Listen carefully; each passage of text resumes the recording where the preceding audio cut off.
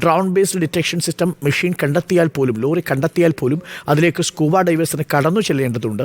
അതിനുള്ള സംവിധാനം നാളെ നേവി ഉണ്ടാക്കും. അപ്പോൾ ഒരു 11 മണിയോടുകൂടി നമുക്കൊരു ഫസ്റ്റ് ഇൻഫർമേഷൻ നമുക്ക് പ്രതീക്ഷിക്കാം. അതിൽ അർജുൻ ഉണ്ടോ ഇല്ലയോ എന്നുള്ളത് രണ്ടാമത്തെ മിഷനാണ്. അത് ഈ നിലവിലുള്ള ഡ്രോൺ ബേസ്ഡ് ഡിറ്റക്ഷൻ സിസ്റ്റത്തിൽ കണ്ടെത്താൻ കഴിയില്ല. തെർമൽ സ്കാനറിൽ ആ ശരീരത്തിൽ ചൂടുണ്ടെങ്കിൽ മാത്രമേ ആ ശരീരത്തിൻ്റെ സാന്നിധ്യം അവിടെ അറിയാൻ സാധിക്കൂ.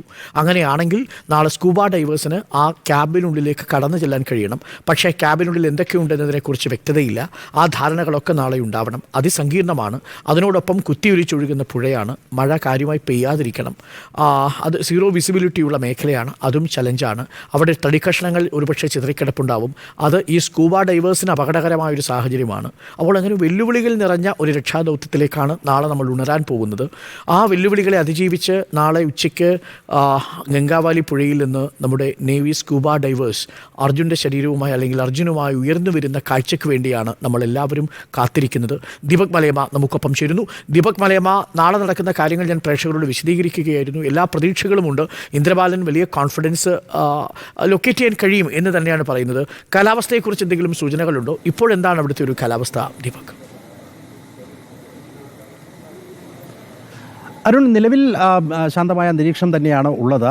നാളെ മുതൽ 3 ദിവസത്തേക്ക് യെല്ലോ അലേർട്ടാണ് എന്നുള്ളതാണ് നിലവിൽ നമുക്ക് ലഭ്യമാകുന്ന വിവരം. അതിലെന്തെങ്കിലും മാറ്റങ്ങൾ വന്നാൽ മാത്രമേ ആശങ്കയ്ക്ക് അടിസ്ഥാനമുണ്ടാകൂ എന്ന് നമ്മൾ പ്രതീക്ഷിക്കുന്നു. ഇന്ന് വൈകുന്നേരം വരെ ശക്തമായ മഴ ഈ ദുരന്തബാധിത മേഖലയിൽ ഉൾപ്പെടെ ഉണ്ടായിരുന്നു എന്നുള്ളതാണ്. അതുകൊണ്ട് തന്നെയാണ് ആ ദൗത്യം ഏതാണ്ട് വൈകിട്ടതോടുകൂടി അവസാനിപ്പിക്കേണ്ട സ്ഥിതിവിശേഷത്തിലേക്ക് എത്തിയതും. ഇന്ന് ഉച്ചയ്ക്ക് മാധ്യമങ്ങളെ കണ്ടപ്പോൾ ഉൾപ്പെടെ സതീഷ് സൈൽ MLA പറഞ്ഞിരുന്നത് 24 മണിക്കൂർ സാധ്യമെങ്കിൽ ആ തരത്തിൽ തന്നെ ഇന്നത്തെ ദൗത്യം തുടരുമെന്നുള്ളതായിരുന്നു. പക്ഷേ അതിന് സാധിക്കാത്ത സാഹചര്യം വന്നിട്ടുണ്ട് എന്നുള്ളതാണ്. നാളെ കൃത്യമായി പ്രവർത്തനങ്ങൾ ഏകോപിപ്പിക്കുന്നതിന് വേണ്ടിയുള്ള നടപടിക്രമങ്ങൾ ഇതിനോടകം തന്നെ പൂർത്തിയാക്കിയിട്ടുണ്ട്. പ്രത്യേകിച്ച് അവിടേക്ക് ബൂം എക്സ്കവേറ്റർ ഉൾപ്പെടെ ഒന്നുകൂടി എത്തിക്കാനുള്ള തീരുമാനം എടുത്തിട്ടുണ്ട്. അതിന് റിവർ ബെഡ് ഒരുക്കുന്ന നടപടിക്രമങ്ങളും ആ മേഖലയിൽ പൂർത്തിയായി എന്നുള്ളതാണ് നമുക്ക് ലഭിക്കുന്ന വിവരം. അങ്ങനെയെങ്കിൽ 2 എക്സ്കവേറ്റേഴ്സ് ഉപയോഗിച്ചുകൊണ്ട് മണ്ണ് നീക്കുന്ന നടപടിയിലേക്ക് പോവുകയും ചെയ്യും. ഒപ്പം തന്നെ നേരത്തെ അരുണിനോട് ഇന്ദ്രബാലൻ മേജർ ജനറൽ സംസാരിച്ചതുപോലെ അദ്ദേഹത്തിൻ്റെ ഭാഗത്തു നിന്നുള്ള ഡ്രോൺ ബേസ്ഡ് ഡിറ്റക്ഷൻ സിസ്റ്റം ആ മേഖലയിൽ പ്രവർത്തിപ്പിക്കും. അങ്ങനെയെങ്കിൽ ഈ ലോറിയുടെ എക്സാക്റ്റ് ഒരു രൂപരേഖ നമുക്ക്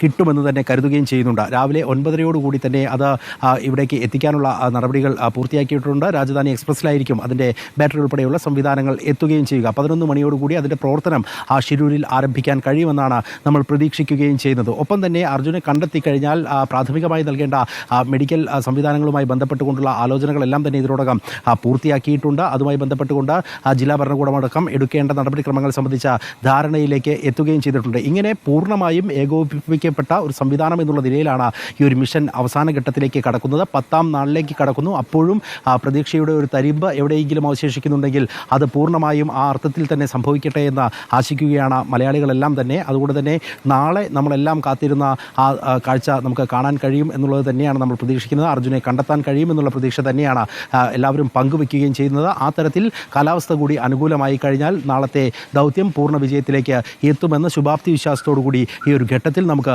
പറയുകയും ചെയ്യാം. അരുൺ, ദീപക് മലയമ്മയാണ് നമുക്കൊപ്പം ചേർന്നത്. ഏറെ പ്രതീക്ഷകളോട് കൂടിയാണ് നമ്മൾ ഈ രാത്രിയിൽ പിരിയുന്നത്. നാളെ 10ാം ഉദയം എന്ന് തന്നെ നമുക്ക് പ്രതീക്ഷിക്കാം.